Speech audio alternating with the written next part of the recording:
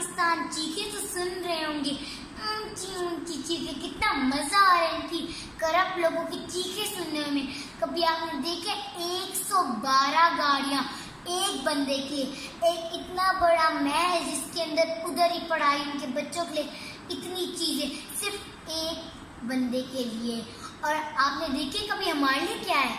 क्या आपने कभी देखे लाइब्रेरीज हो, क्या यहाँ पर स्विमिंग पूल्स, यहाँ प्ले ग्राउंड हो, यहाँ पे चिल्ड्रन पार्क हो, यहाँ लेडीज पार्क हो, कोई देखे आपने यहाँ? और इससे मुझे ना एक मजाकिया सा जोक आया है तो पंजाबी में, फिर मैं पंजाबी में शेयर करूंगी। एक कव्वा सी ते एक F-16 सी। F-16 कव्वे दे नाल से गुजरा ते कव्वा बोलता वाह वाह बड़ी स्पीड है।